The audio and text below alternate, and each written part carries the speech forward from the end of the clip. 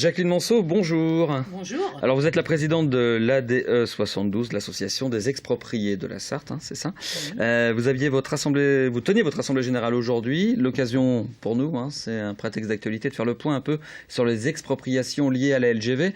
Est-ce qu'il reste encore des expropriations à faire dans le département ?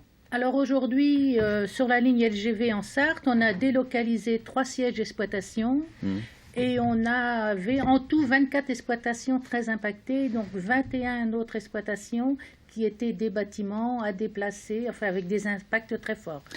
Très fort, c'est-à-dire que en gros la ligne passe au milieu de l'exploitation, c'est ça ? Au milieu ou très près, et qu'il n'y avait plus le cheminement pour les animaux, donc on était obligé de déplacer, ou alors un poulailler de louer qui n'avait plus de parcours, donc il fallait déplacer le poulailler pour pouvoir garder le label. Il reste ce type d'expropriation à faire ou tout est réglé ? Non, on a encore 3 dossiers, mais qui sont en cours de finalisation, donc ça va être résolu d'ici dans le mois qui vient. Dans le mois qui vient, important, c'est des dossiers anciens, parce que la ligne, on n'en parle pas de cette ligne grande vitesse, on n'en parle pas d'hier. C'est difficile à mener un dossier d'expropriation pour que toutes les parties s'y retrouvent. Oui, c'est difficile parce que chaque exploitation est différente, donc chaque cas est particulier et c'est vrai que c'est des dossiers importants, c'est lourd. Quand il faut déplacer un siège, il faut retrouver l'identique avec un outil de travail, une même fonction.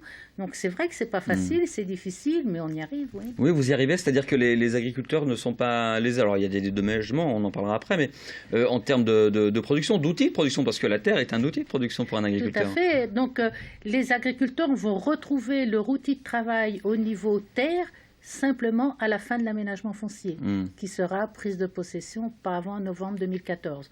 Aujourd'hui, les gens ont des réserves à faire en attendant, donc, puis des indemnités de perte de récolte. Donc aujourd'hui, on est toujours dans une période transitoire en fait. On est toujours dans une période transitoire. La situation des exploitations sera définitive à la fin de l'aménagement foncier.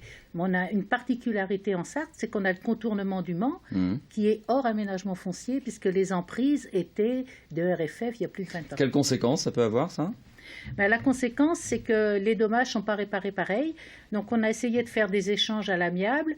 Mais c'est vrai que les solutions ne sont pas c'est pas aussi bien réparé. Donc il y a des solutions des cas d'insatisfaction qui obligatoires. Sont quand même le préjudice est pas réparé à la même hauteur. Les dédommagements, alors c'est en fonction des cas. Est-ce qu'on a une moyenne de quel est le dédommagement concret d'un agriculteur ?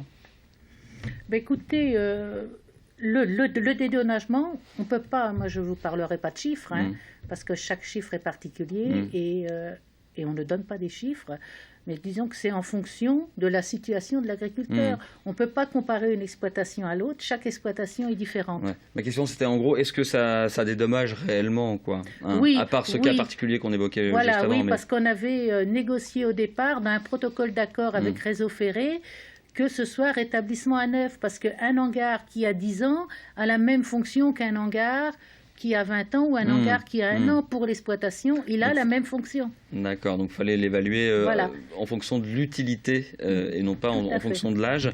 Vous avez vécu les expropriations sur la 28 avec l'époque du pic prune.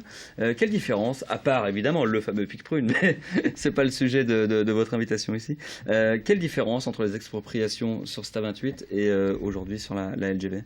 Alors la grosse différence que je vois aujourd'hui, c'est sur l'environnement. Moi, je dirais qu'en 10 ans, les contraintes environnementales ont terriblement augmenté. Aujourd'hui, on arrive sur des compensations qui sont démesurées. On tient plus compte des petites bêtes qu'on tienne compte de l'être humain. C'était le cas à l'époque déjà, avec le pic prune. Oui, c'était le cas à l'époque, mais là, on arrive sur des compensations zones humides. Enfin, c'est franchement très, très compliqué.